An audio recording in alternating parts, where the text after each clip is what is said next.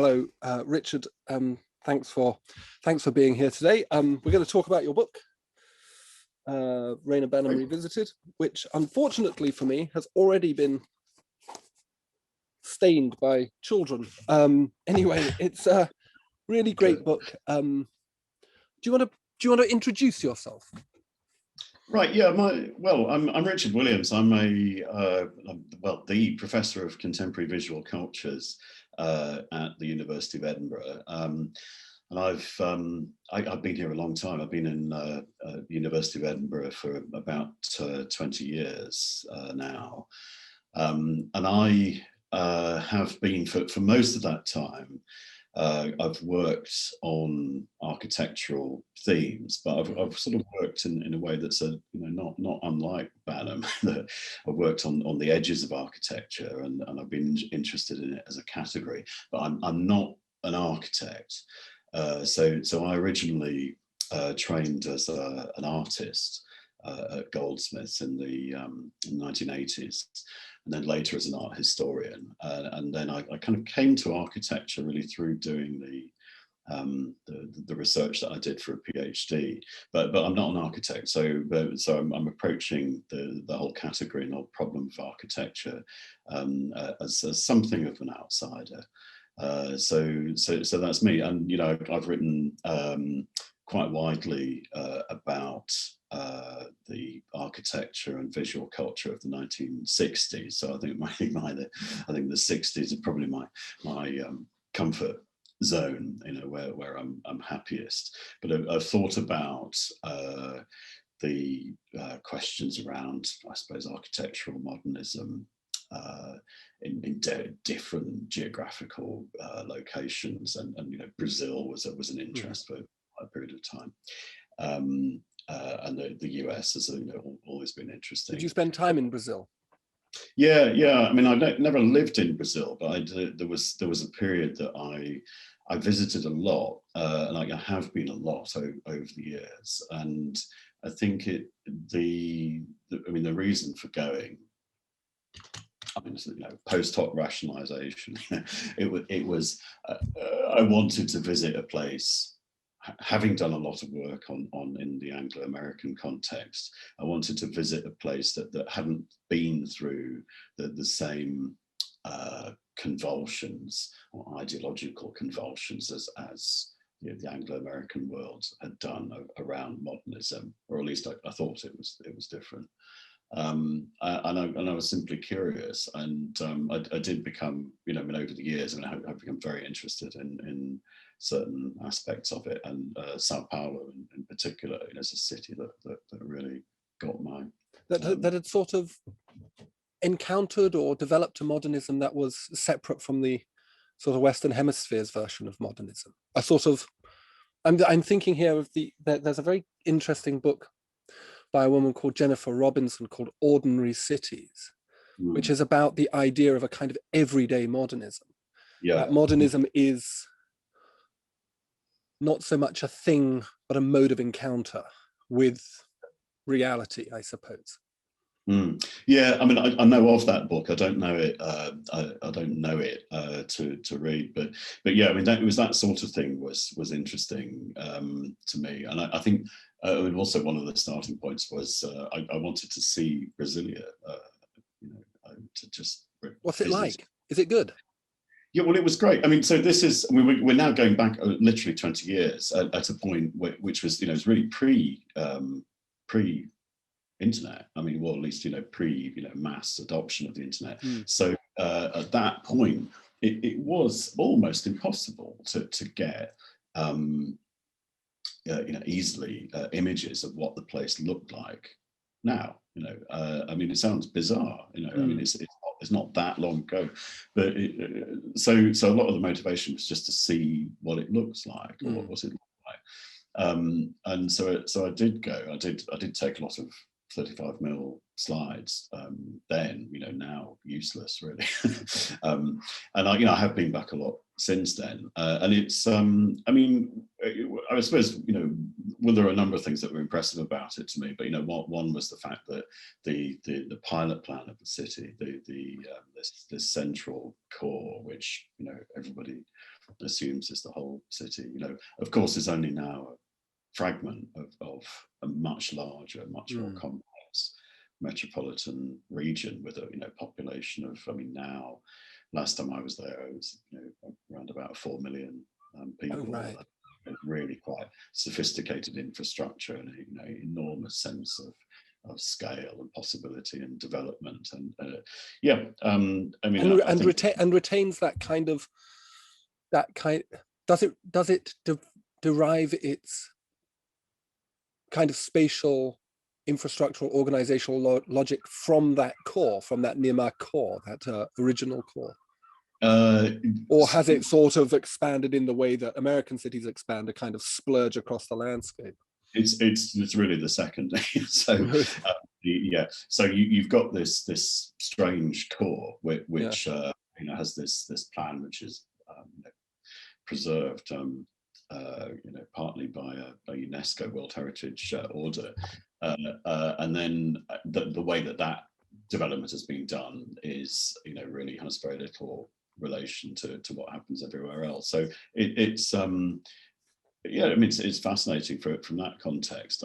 Hey, having said that, there are what you do see in the core is quite a lot of development now, which is not has pushed the boundaries of that plan, and it's denser than you might imagine. And there's a sense in which the boundary between the centre and the periphery is a bit more porous now than it was. But the plan is absolutely legible and clear, well preserved. Fascinating. That's really interesting. You've got these fantastic pictures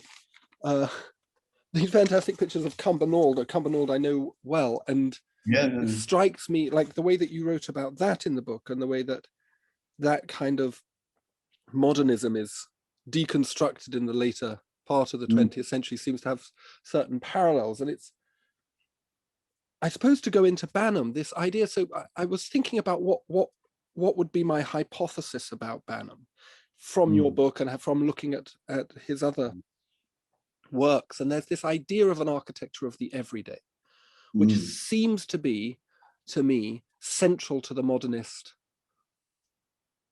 story.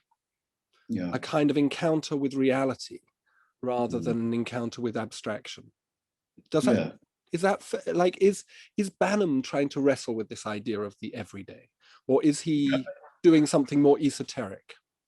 No, I think that's right. There are different versions of modernism, aren't there? So there are modernisms which are really highly abstracted and otherworldly and ethereal and whatever, and actually to some extent the Brazilian modernism of Nehemiah is one of those things, But certainly that there is in Banham the encounter with the everyday is incredibly important, and I think you're right to pull that out. It's a thing which really drew me to him. There was this idea of wanting to account for the world as it actually is somehow, looking at the built environment as something complex and multidimensional and multi-authored. So one of the things that he does that's I think most compelling for me is that he's interested in the built environment as used, built environment actually inhabited, and the ways that it might depart from a plan, So he never went to Brazil, but that precisely that disjunction between the centre and periphery that you get in Brasilia, and the ways that the centre, historic centre, has been adjusted over the years. It's precisely those sorts of things that are appealing for him. What sort of make Banham an interesting critic, and somebody who's worth returning to, I think. So yes, absolutely, the everyday. There's lots of different dimensions of that we could talk about. So. Yeah. I was one of the things that you mentioned early on. I suppose the issue of modernism and modernity remains up in the air. And I think when people think about modern architecture, they think of, what do they think of? If they're architects, they think of Mies and Corbusier and Alvar Aalto and people like that. But modernism, yeah, means something other than that, doesn't it? It means, well, there's that kind of saw, isn't there, that modernity is the change from animate to inanimate sources of power, to define modernity kind of simply.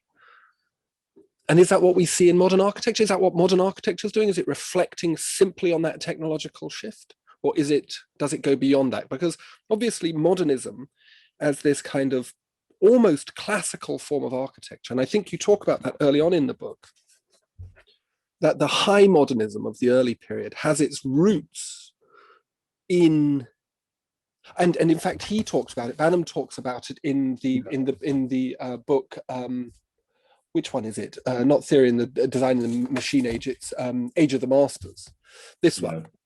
Which I don't talk about, but but theory and design. No, he does talk about that in Theory and Design in the First Machine Age. So it's like what he's trying to do there is to recover the sense that the architectural modernism has its roots in technology and technological change, and that somehow it's forgotten that. And so he wants to re-establish that idea. And it also has a civic quality that is comparable to the classical tradition. That the great buildings of modernism are legible as they sit within the canon of classical architecture. Am I right in thinking that, or does he reject that idea? Because this idea, because what I'm interested in is how he shifts from talking about people like Auguste Perret, towards thinking about architecture as process, which seems to be what he does. Are they in any way? Is there a continuity there? Does he understand it as a continuity?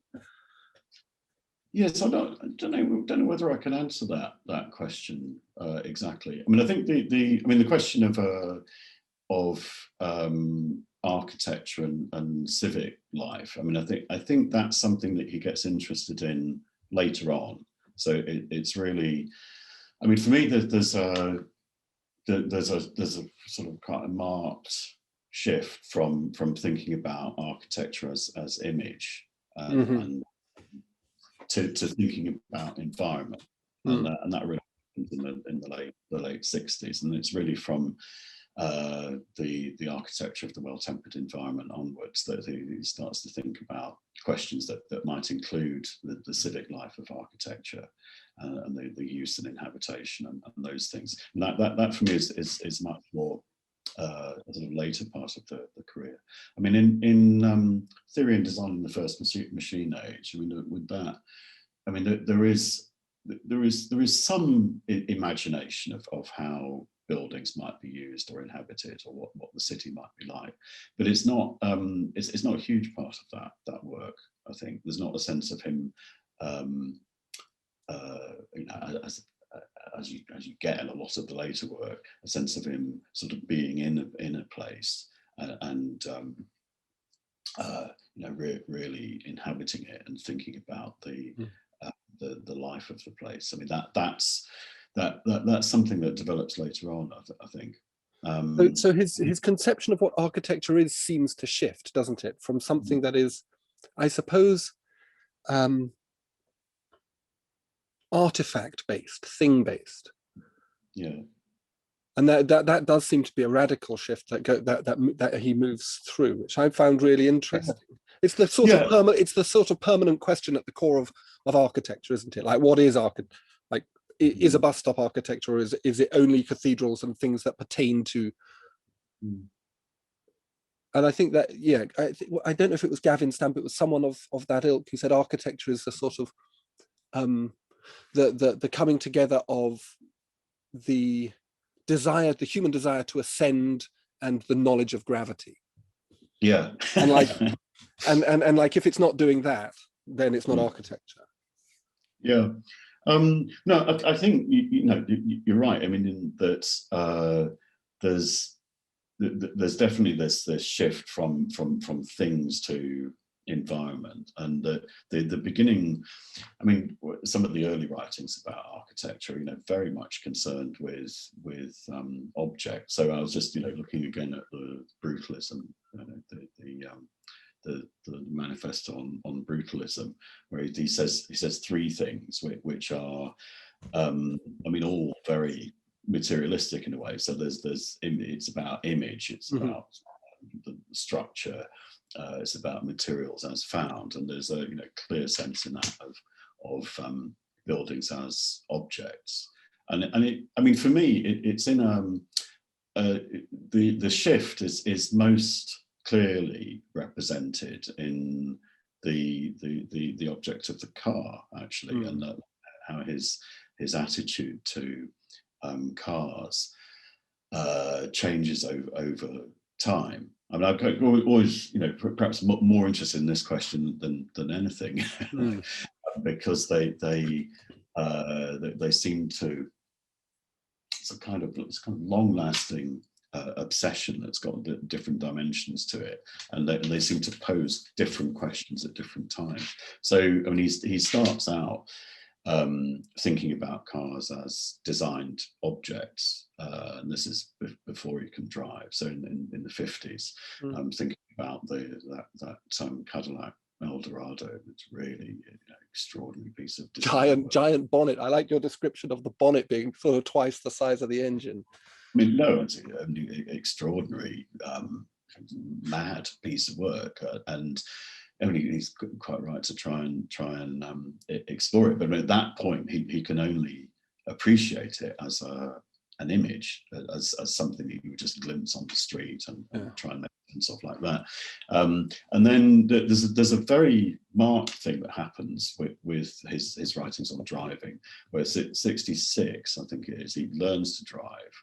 And then all of a sudden, you know, he's thinking about this, is thinking about cars is not as designed objects, but as things that allow you to inhabit the world in a new way. And there is, going back to this question of civic life, there's some very acute reflections on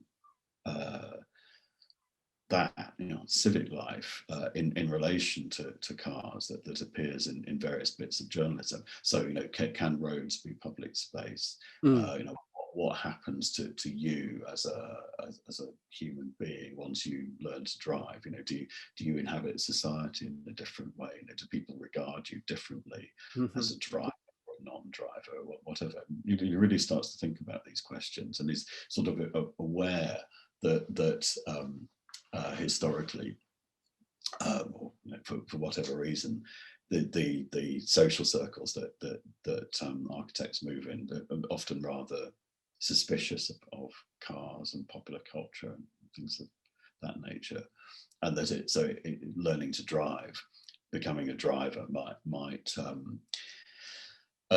you know, put you in a different place in relation to architecture. And so there's something interesting that happens there.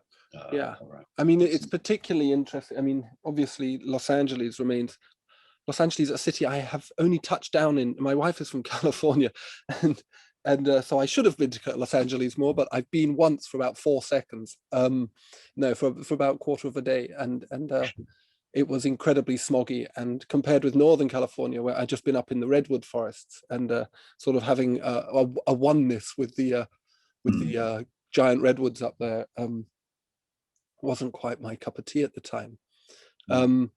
But this idea of the car as you know, an object of desire, and you know, very beautiful. I learned to drive quite late, and have found it a hugely wonderful thing. I really enjoy driving, even quite long distances, although urban driving is the most fun thing. But this idea of the way that the car transforms things is, as you say, really central, as I understand it, to his to the production of a new civic space. I mean, if you think about LA and its gridlocked motorways now, they're all listening to the radio.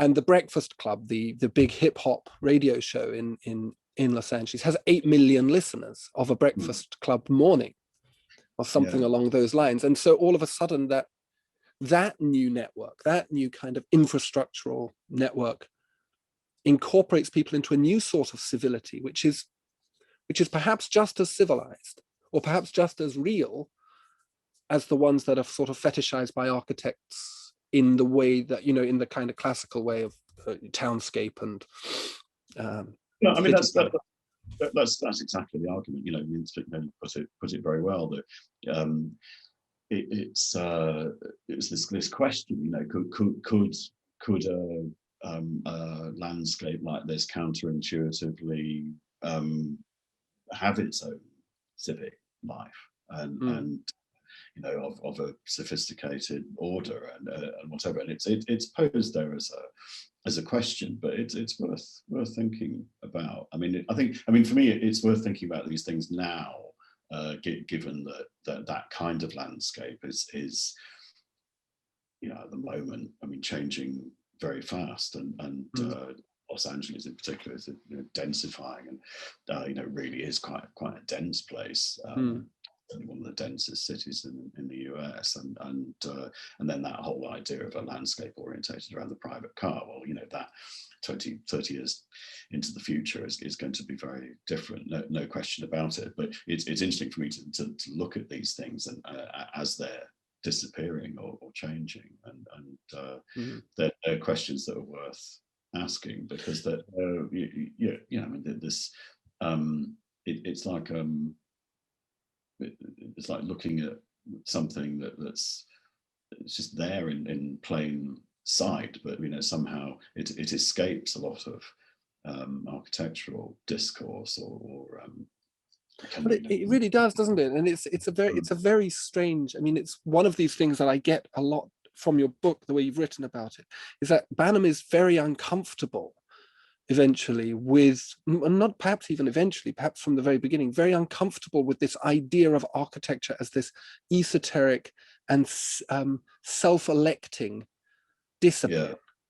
Yeah, he's literally uncomfortable with that. There's an edginess about it, and he's got you know, in some ways, you know, in retrospect, it looks like a very central position in relation to it, but then he's also marginal. And there's a picture early on in the book. It's not to be honest, it's not exactly the picture I wanted. It's from the same sequence, but it's Banham with John Summerson and Pevsner. And the picture that I would have reproduced if it was easy to get is from the RIBA journal, and it's just from a couple of seconds before, and he really looks uncomfortable in that context, you know, and he's sort of there looking on. You know, he looks like like he's on the edge of it, although he has actually just given a talk. I mean, you know, what pictures are pictures, but there is something about that. You know, he's almost like he's caught off guard, and there's something revelatory about it. And then he, you know, all right the way through the career, you know, he's trying to work out where he is in relation to architecture. You know, sometimes he's just, you know, chucking grenades at it and trying to wind people up, and that last essay is a bit like that, the black box, the secret profession of architecture. But you know, sometimes he clearly wants to be in it, and I think I know, you know, from the family that he was really delighted to get that chair of architectural history at NYU right at the end of his life, the thing that he never gets to take up, but he was really, you know, really pleased to be accepted somehow, Yeah. by kind of establishment. But it's an odd career. In a way, it makes it more interesting career, because the question of what architecture is and where he is in relation to it, what's his contribution to it, that it's a very live and unresolved question all the way through. So he's constantly probing what it might be, and constantly asking questions about does architecture look at the right stuff? Is actually the built environment mostly not dealt with by architecture? Well, I think, yeah, that was something. So when he talked about Los Angeles, and in his wonderful film, which I watched with my wife because she misses California quite a lot, and she's fond of LA, and it feels like California. He's made a really good job of that. But he talks about the way that the car, for example, or the infrastructure of the car, the roads and the highways, they divide up the city and create these pockets of opportunity. And then he seems to take that, and this is where I think you, as a material culture kind of expert, possibly, I don't know, maybe I'm reading too much into this, but he then uses that kind of way of thinking about space to incorporate the desert, for example, the Mojave, into the urban. So everything can become aestheticized in a way. Everything has artistic intent. Absolutely. Well, he certainly, one thing he does with that, with the deserts book, is urbanize it. Urbanize the desert. So, or conceptually, he urbanizes it, and basically writes about the desert as a human product as much as anything else.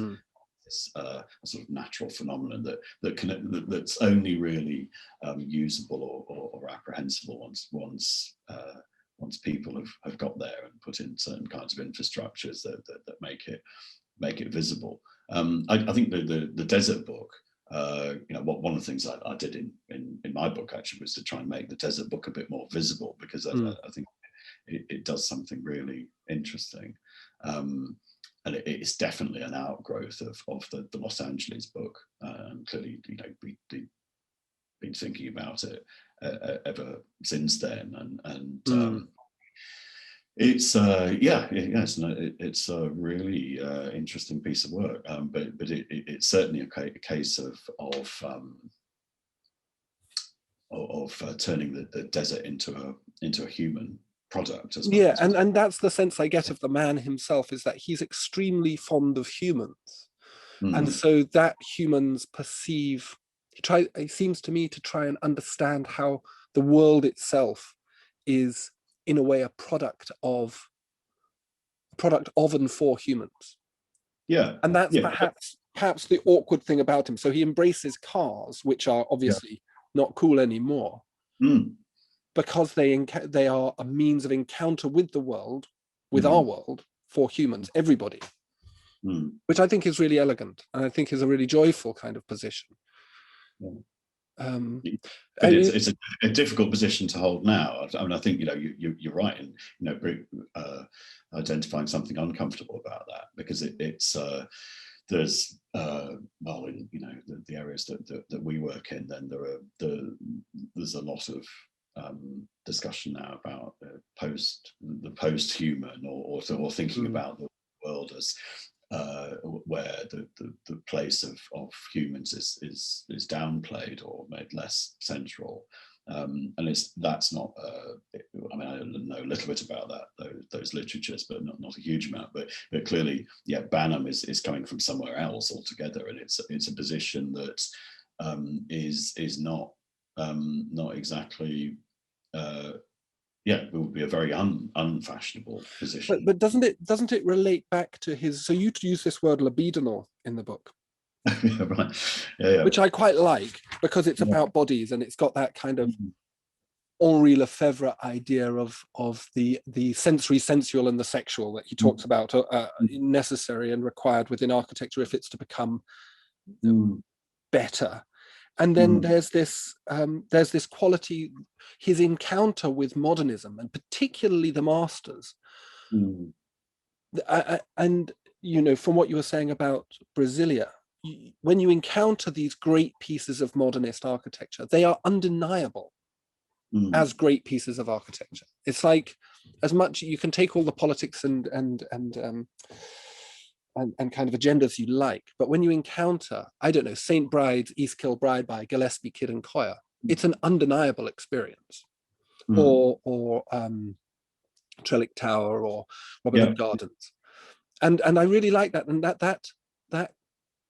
that aesthetic quality seems that he adopts. So you talk about this idea of New Brutalism as about the memorability of the image. This kind of aesthetic thing seems to me to be tied into this kind of what is it? This generosity towards everyday experience. Towards ordinary people. There's definitely a generosity there that's important. Which I worry is not there in contemporary discussions about the future of the city, for example, where we talk about getting rid of cars, or we talk about a kind of imposing a kind of, dare I say it, bourgeois idea of what urban life should be. No, I mean that's very very marked in contemporary urban discourse. I mean, and down to things like the 15-minute city. Think of a very contemporary example, but there's a lot of thinking that it is Banham would have found very troubling. I think. I mean, I think that's why for me he's still an interesting thinker. That he's and he's very alert to I suppose everyday kinds of experience that might be quite aesthetically rich, or quite profound, or bodily sort of moving in some way. He's alert to things which are often just hidden in plain sight, but which we choose to ignore because they don't fit into some scheme of how we think things ought to be. So I mean, I suppose it's that as in architecture, or us as academics, I mean, we often think about how things ought to be rather than how they actually are. And it's the richness of those actually are experiences that is what comes through Banham's work a lot of the time. And how it's it's a good remains a kind of good critical way of thinking about the world. Even if the vehicles for doing that thinking, like cars, are problematical or troubling in themselves, for all sorts of reasons that subsequently become apparent. But I mean, there are still it's like an attitude to the world, and a set of ways of thinking that are very good at asking questions about how we think things ought to be. There's also, I mean, he's very non-judgmental, isn't he? There's not a sense of judgment about things. So when he goes down to Venice Beach and he sees the muscle men doing their exercises in the 1970s, which is just awesome. It is. That's quite funny. There's one thing. I mean, there is about that. I mean, I think there are various things that he kind of misses about LA, or at least didn't really report. But I mean, it's now you go down there, and there's a very kind of queer aspect to Venice and that part of LA, which he seems to. I don't know whether you could talk about it in 72 or whatever, but there's a slightly sort of naive quality about the way that he reports it. But it's but the basic generosity and sort of openness to things is always refreshing. Although of course he's not like that in relation to architecture, I suppose. Like he is much more judgmental when it comes to thinking about the RIBA or the institutional architecture. I mean, that's where he's got a the film thinking about this idea of the connection of Los Angeles, for example, to the desert, and therefore the desert having an urban character, or its identity being really governed by the urban core. Yeah. The Baz Luhrmann's Romeo and Juliet, when Romeo gets in trouble in Venice Beach, he goes to the desert. The desert is the space, it's almost like the sanctuary within the city that is without the city. It's a really interesting idea. So clearly Baz Luhrmann had studied Reyner Banham. Well, I don't know. I think it's a long-standing idea, isn't it? And you know, the Mojave being this urban playground is something with a long history. You know, going right back to the 19th century. A place that is, I think, as soon as the railroad goes through it. But his idea of the everyday. So obviously, this idea of the generous encounter with reality, the non-judgmental, partly is at the heart of his American infatuation. Is that right? I mean, why does he like Americana and America so much? I mean, other than being I come from near Norfolk. I come from the Norfolk border, so I understand what wanting to get out of Dodge feels like, I can tell you. But in fact, the first trip abroad I did, the first time I went on an airplane, was to America, because it was kind of felt like, you know, if you could try to get out of North Fens, you really want to get out properly and never come back. And I never did. But yeah, what is this about America particularly? Do you feel that is? Well, I mean, it's a broad, you know, it's broad cultural phenomenon in part, isn't it? I mean, so there is a you know, early 50s, or, you know, after the Second World War, widespread fascination with American culture. I mean, America is, I mean, at the broadest possible level, it's producing an enormous amount of new visual culture, which is fascinating for lots of people, you know, for all sorts of reasons. And I think, I mean, Banham had encountered it a bit in the war. He had encountered American service personnel in Norfolk, and I think had been rather fascinated by them. But, you know, it's very difficult to recover too much about his early life. I mean, clearly, you know, he had met Americans, he'd seen them in Norfolk and been impressed in some way. But I think it's really, in a more structural way, it's around the independent group. So the group that meets informally around the ICA in the early 50s, where he encounters a bunch of people who are seriously interested in emerging American visual culture. So it's you know, it's artists like Eduardo Paolozzi, Richard Hamilton, the Smithsons, Peter and Alison Smithson, part of that.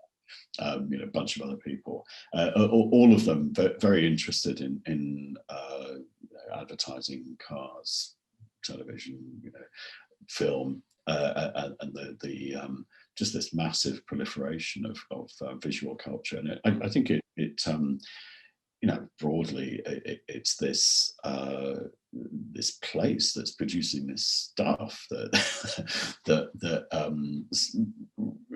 exceeds anything that can be done at home, and it's fascinating for its profusion, and the fact that it breaks the rules, that it cuts through questions of class and social status that are, you know, clearly are a big thing for. And it's hyperabundance as well, isn't it? There was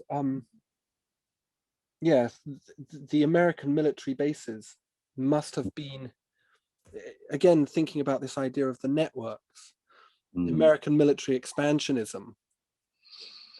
And it happened just south of Margate. Margate, as a seaside town, had a military base just south of here, and a lot of the money from the GIs would wash up into Margate, and Margate in its heyday post-war was, Yeah. and it really was quite a heyday, really fed off that. But there's this idea again, I suppose, that he feeds into this kind of network. The international group, they feed into this idea of a network of information that begins flowing across the globe, and they buy into that and then retranslate it in Britain, which is really, it's really a really fascinating idea.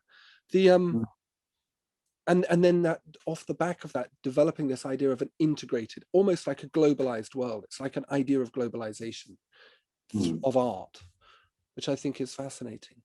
But he doesn't like postmodernism in architecture. Am I right in thinking that? No, that's right. Yeah. I mean, even though that's really hybrid, even though that's really about the image and really aesthetically orientated. Exactly. Yeah, and it's a strange thing that, I mean, I didn't say as much about that in the book as I could have done. I mean, partly because Nigel Whiteley had done that at some length in his book, so that was 20 plus years ago. But yeah, he doesn't like postmodernism, and I mean, in some ways he should, because it's there are aspects of it that are hybrid and generous and open to different different levels of culture. But no, he takes against it, and is that because he thinks it's glib? Does he think it's sort of unserious and slightly ironic, and he isn't being ironic? Yeah, I think at a certain level, I mean, he's a committed modernist, so this is he's still in a core way a true believer. So postmodernism, at least as articulated by Jenks, is all about surface and image and all of that sort of thing. And there's something fundamentally unserious about it. But there's a contradiction, of course, because all of what he says about Los Angeles in 71 and 72, it's all about surface and sort of being accepting of that. So I think in different hands, then postmodernism might have got a better or a different reception. But I think it's partly also he hadn't been part of its formulation. He wasn't writing the manifesto. He wasn't doing what his pupil James did. So there's a slightly Oedipal thing going on there, I think, as well. I mean, yeah, I do wonder about that, and I'm no psychologist, but there is your description of his early experience in the Bristol factory. Yeah. See, I mean, if I were a shrink, I would guess that this experience, particularly the traumatic component, and it must have been appalling. Yeah. Becomes, America comes in and saves us in the war, and the GIs come in and economically save us in our rural communities, and just trying to kind of clear his mind of this. So you've got this kind of top-down culture which precipitates this appalling violence. Yeah. And so he goes to the roots and elevates that as almost as an offering. Yeah. I mean, I don't know how, what kinds of connections you can make there, but certainly, I mean, the war experience is pretty appalling. I mean, what he's describing. I mean, everybody's experience there were so many appalling experiences, but he had a particularly difficult one, and basically what would now be called a breakdown, I think, at the end of it. So is there any sense that he tried to get to the heart of it? I mean, I think you suggest in the book that he didn't really talk about it much. No, he didn't really, and there's not many accounts of it, but the account that I have of it is from Reyner Banham, and it's there in an interview that she did with a family member who was just collecting material, and there's not a huge amount said about it, but he was hospitalized briefly, and then brought back to Norwich. So then the reinvention happens after that. So there's this kind of sense of this reactionariness. Now, when I first read your book, and then I wrote down wrote down three words: war, machines, and death. That was my Right. that was my immediate response. And then I wrote libidinal. So I thought,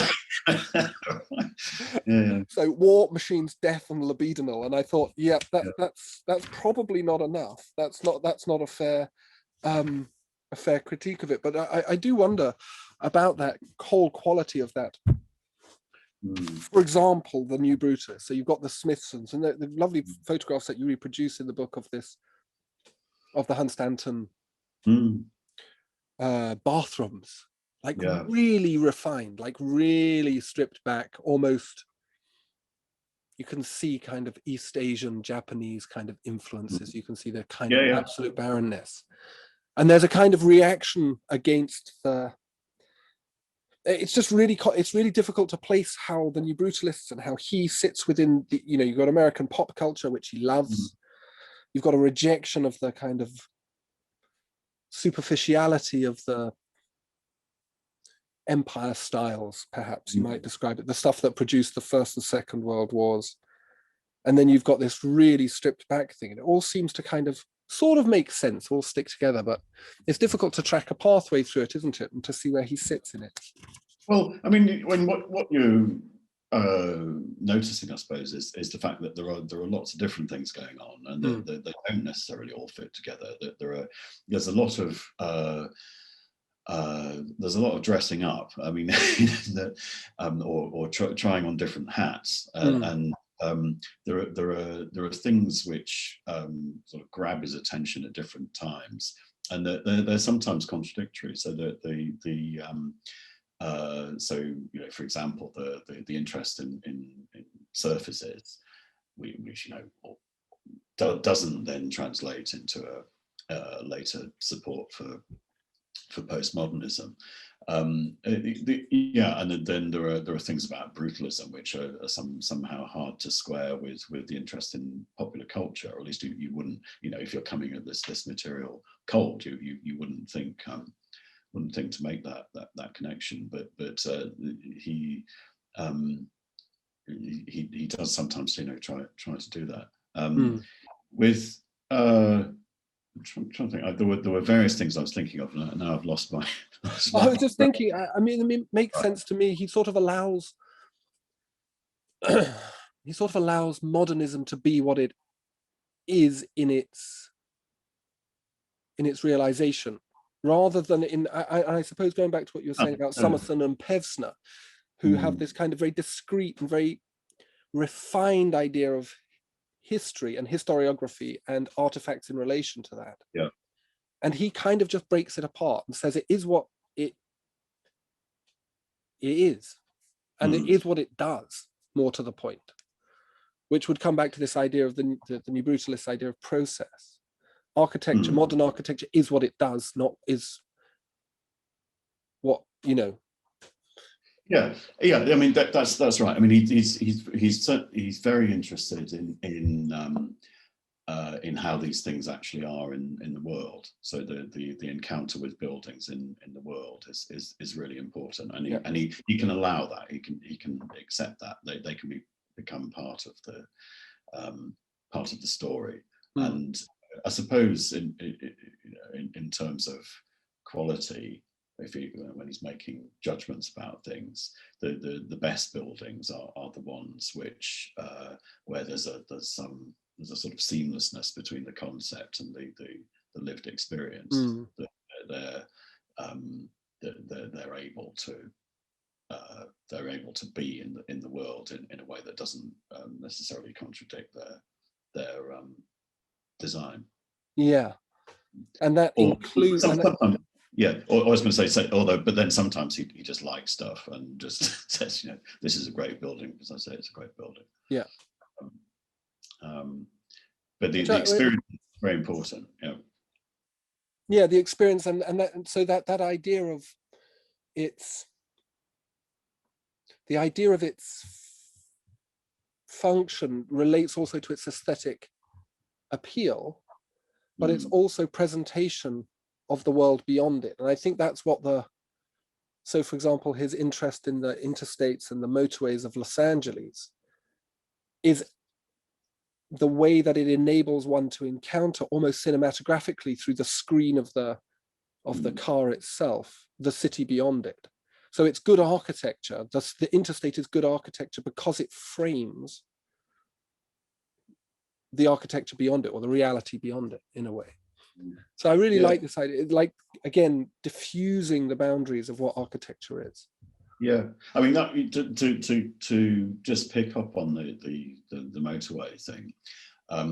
If you were to ask me what was the most important image in Banham, it would be the intersection of the San Diego and Santa Monica freeways. I mean, no question about it. It would be that, and this experience that he describes of driving on it at 50 miles an hour, which is quite difficult to do given the traffic conditions these days. But driving this intersection, having this experience, which is bodily, physical, and aesthetic all at the same time, and like you say, it's framing the city, and the intersection is also this great piece of architecture in itself. It's a great piece of it's sculptural. It's got beautiful forms and all of that, and it's and the building is used by loads of people, so it's a kind of it's a popular cultural everyday phenomenon as well.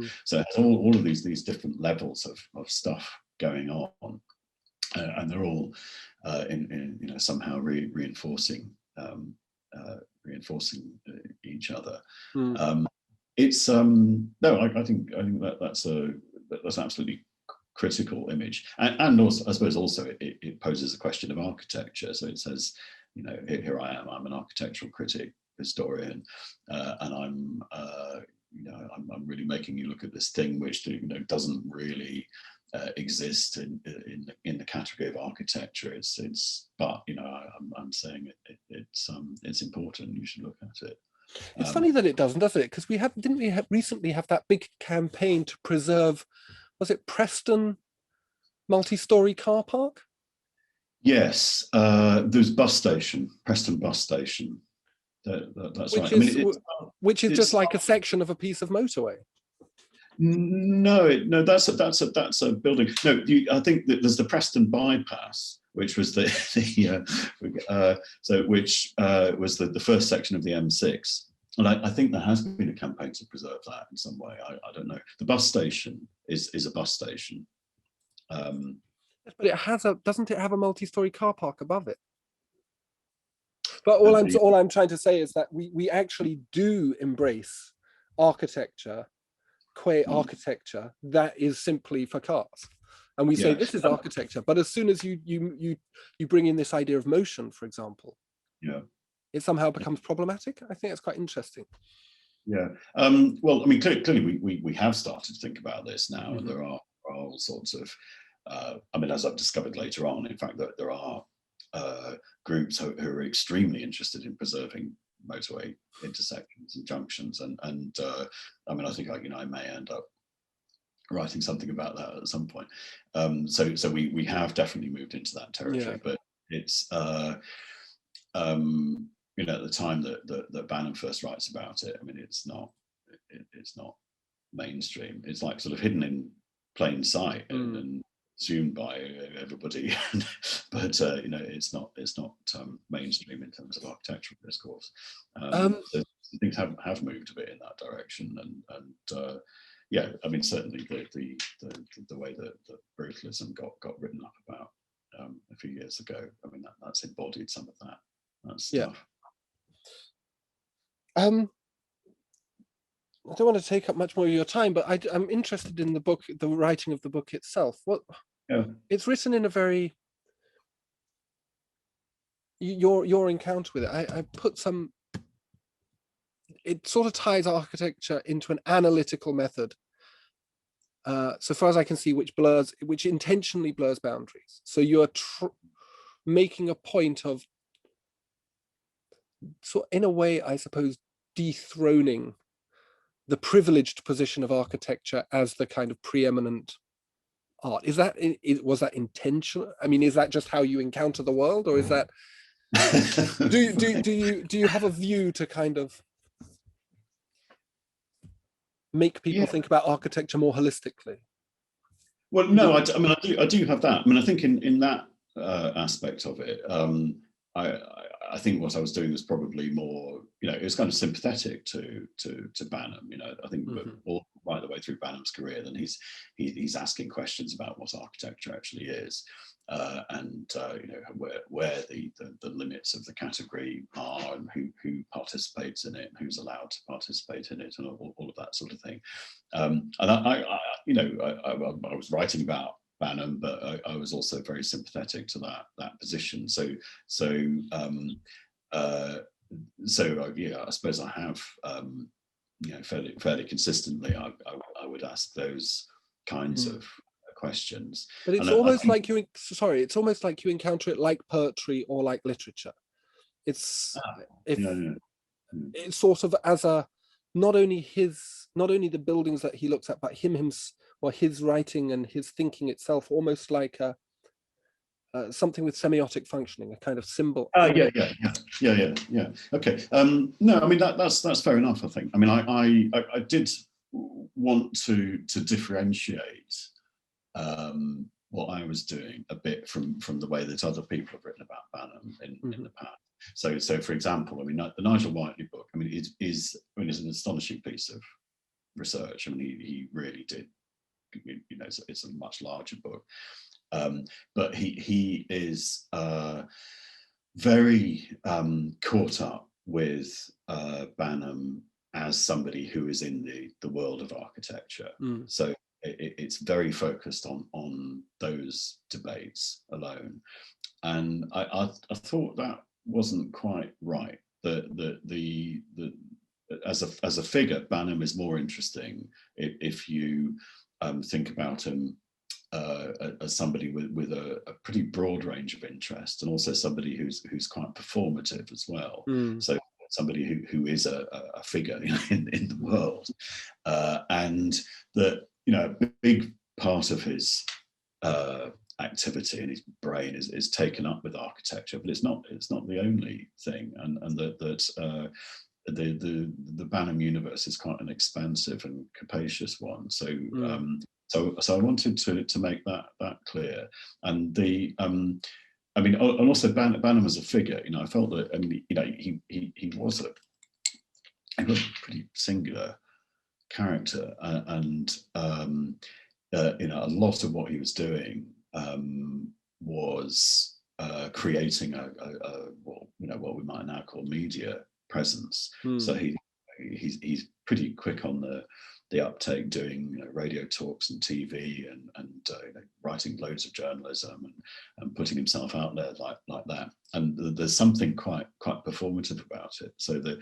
dressing up is quite important to different points in his career, or when he's making different arguments. He wears different clothes, and the clothes are sometimes quite polemical, and is polemical the right word? But sometimes the clothes are there to make a point.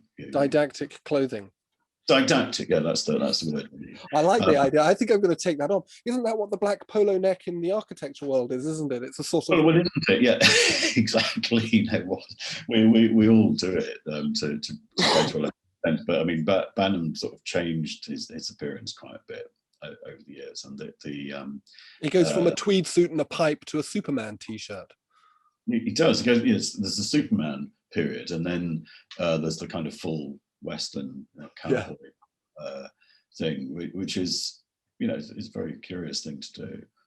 So I know I was definitely interested in those things, and it just seemed that this stuff was worth talking about. If you just talk about what arguments he's having with the British architectural establishment, you're kind of missing some of the other things. I mean, what with on that. For me, a lot of the most interesting writing, it isn't done for architecture, it's done for New Society. So New Society, I think you know, was a very good home for him. It was this left-leaning but non-aligned magazine, and you know, open to stuff. You know, it could accept. You know, it was of the left, but it could accept that there might be interesting stuff going on in America. You know, it wasn't going to just dismiss that, and it was interested in popular culture. So, but Banham was an extremely good fit there, and I think, you know, was pretty important to the magazine in the 60s and well, right up to the mid 70s, I think. So I wanted to take that stuff seriously. That's I think that's what I felt when I was reading it, and I've written loads of notes and underlined bits, and I don't like drawing on books as a principle, but I needed to. But it was that it kind of broke apart. Well, it creates more questions. It answers lots of questions. So, and without saying, your book has only created more questions. It answers a lot of questions, but it does it in a way that has allowed me, certainly, to start thinking about that. I'm very interested in post-modernity as a paradigm, as a moment, which may have come and gone. I don't know. And it certainly bridges that gap, and it makes sense of a lot of the kind of later forms of architecture, which do seem to me to become increasingly obsessed with a lot of the things that he's already discovering. And your book helps, I think, a great deal in that. It's a really elegant thing, and I guess it has the way that you approach it has its basis in the way that you've approached in some of your other books as well. I mean, the first time we came into contact with each other was in that literally amazing lecture you gave, which I still cite to people, actually, on sex and buildings in the Mackintosh Lecture Theatre at the Glasgow School of Art, of happy memory, in which there was about 200 people in a 100 seat. Yeah, there was. No, and a great deal of aggression at the end, if I remember rightly, from students that were disappointed that there wasn't more about. Yeah, no, gosh, no, I've sort of forgotten that. Oh, well, thank you. That's very kind. I'm slightly terrified of that book now. You know, that seems like that book belonged to a different moment. You know, you couldn't really do it. Couldn't really do it in the same way now. No. But was that a 2013? Yeah, that's right. Yeah, a lot has changed since then. A lot has changed. Absolutely, yeah. No, yeah. So, but there was in that building, in the way you talked about, in that book, and the way you talked about it, there was also this kind of, I mean, it was a very confessional lecture that you gave, but there was a kind of, or perhaps just candid lecture that you gave, and there was this sense that architecture could only meaningfully, certainly contemporary architecture, could only be meaningfully understood in relation to the motivations of the people around it. And that's kind of what I get out of your Banham book as well. Yeah. It's not trying to draw a line around this and say, this is architecture, and we describe it in these terms. And in a way, then, it seems, I can see why Banham remains an inspiration for you, because it's what you're doing too. Yeah, no, I think that's right. You know, you have to talk about buildings in relation to how they're used and inhabited as much as they exist in a multimedia form. That they're designs, and then there are built objects, and then there's the use and inhabitation, and it's all important to keep in play somehow. And Banham, I just thought, you know, I've consistently been interested in his work for that reason. That his understanding of architecture is capacious enough to incorporate all of those things at the same time, and to incorporate contradictions as well. You know, we need sort of open to the fact that something might pose different questions in real life. I mean, plenty of other people do that, but he's very acute at doing it, and the way that he describes experience, and the experience of buildings is really still good. I think it's